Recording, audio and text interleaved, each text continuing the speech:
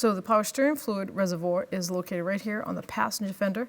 So we're going to take the cap off, and I'm going to extract the fluid and put it into a drain pan so that we don't make too much of a mess.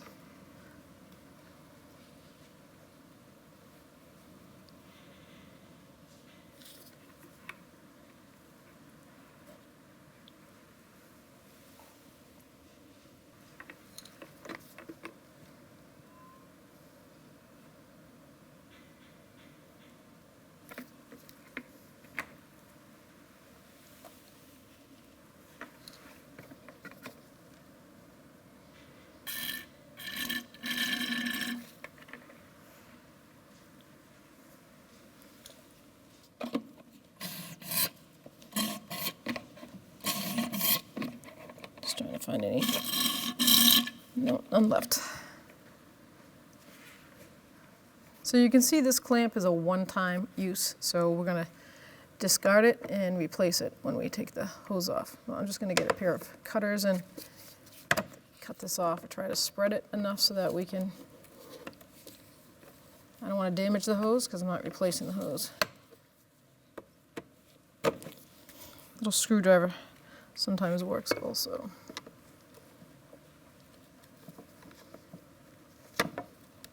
There you go.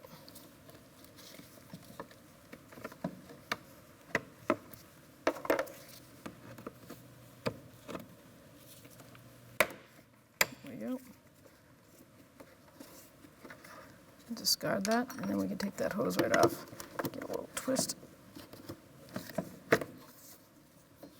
Set it aside. I'm going to disconnect the coolant overflow hose right here with a flathead screwdriver. So you can get that clamp off, back that hose off. And then we have two connections on the bottom, one for the reservoir power steering and one for the coolant.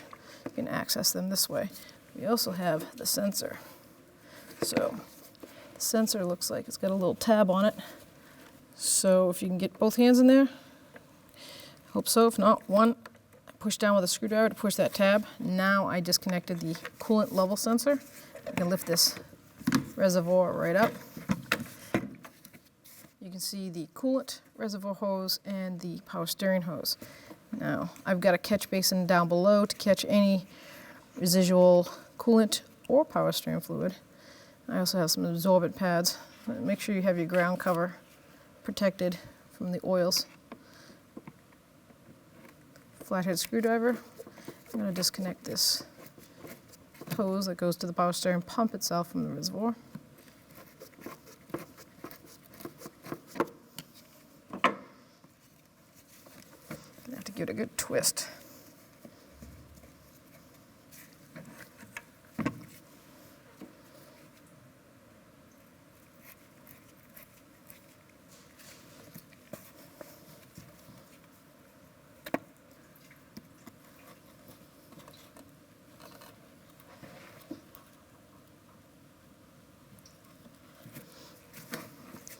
Okay.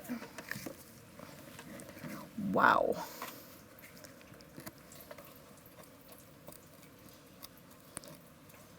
If you have to try to separate this hose, try not to damage the actual hose. Try to get down and separate it from the plastic. Looks like it's been on there. Could be original.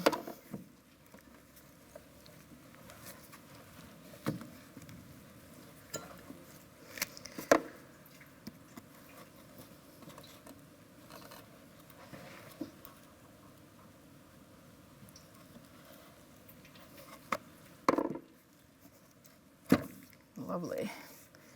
There we go.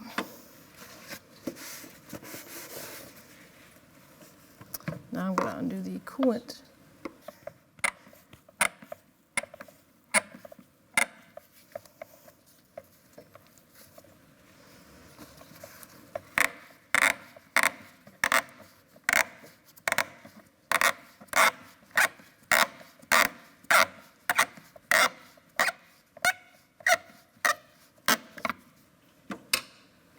So now I've got to try to, once again, pry the hose off this without damaging the hose. Sometimes you just have to Get a little air in there. Here we go. So the coolant level sensor is located on the bottom of the reservoir, and to remove it, I like to use a pair of needle nose pliers. Mine have a little curve to it. It doesn't matter. As long as you have equal pressure on both sides, you're going to just give it a tug and lift up, just like that. It's quite simple, actually. And there's the old sensor. So now that I have the coolant reservoir and power steering reservoir out, I can access the bottom part. See the V shape right in here? These two things, I have to try to push it this way. Wouldn't work in the car, so I'm just going to take my little screwdriver, pry it in that tab there, and have it hold in there. I'm going to flip it over. I'm going to give it a little push like that. See, that was a little difficult to do in the car. So you're going to take the new sensor and take the bottom of your reservoir and just line it up and push it right in until it clicks. So now we're going to connect the power steering reservoir to the coolant reservoir. You can see how it has these angled lines and it's a V shape, and you've got the connectors and they slide right in pretty much like this. So we're going to take the lower coolant hose and connect that right like this. Get that hose all the way in. See it bottom right out. And you want access to this clamp, so angle it so that you can get access later on.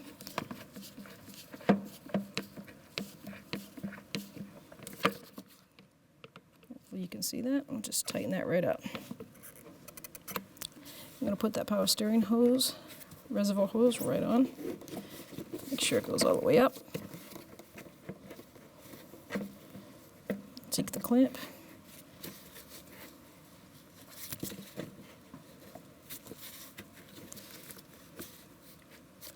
And tighten that up.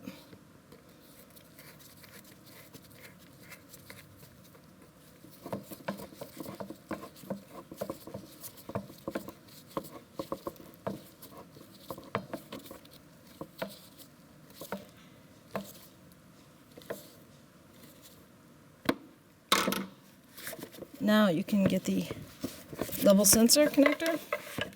See where it's located right there. Line those tabs up.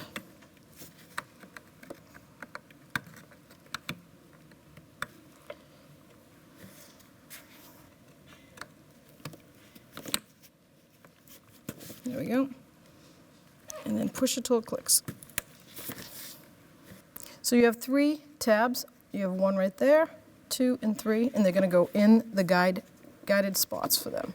So guide that bottom one down, 2 top one, push. Now they're in firmly. I'm going to connect that overflow hose to that coolant tank. Push that clamp on. Make sure it goes all the way to the back. Perfect. Then tighten that clamp down.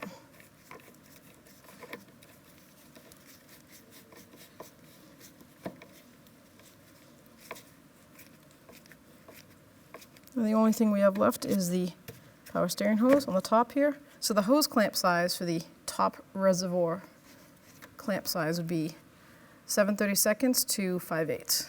And then bring it up to that top. If you have to loosen the clamp up a little bit, do so. Get that hose to go all the way on.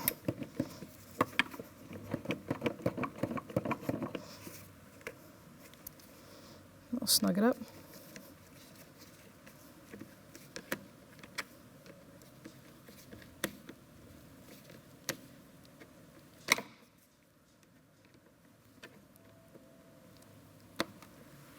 So make sure you look up your manufacturer specification for what type of coolant. We're going to fill that reservoir and top it right off.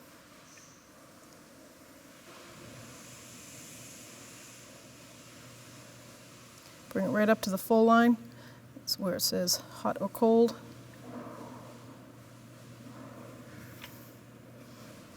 So now you're going to take the cap, let it settle flush, and then turn it clockwise. Don't force it. It could be cross-threading if you're forcing it. So that went on really smooth. bottom it out. So now we're going to fill our power steering fluid. So make sure you look in the manual for what approved power steering fluid for this vehicle. And I'm going to pour it in.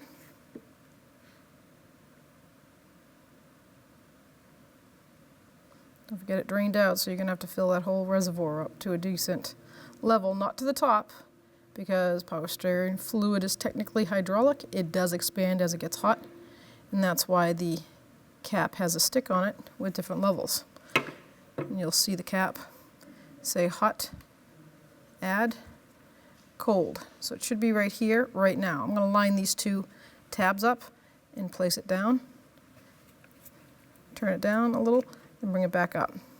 And we are perfect because it's cold, it's not running. That's the exact place I want that level.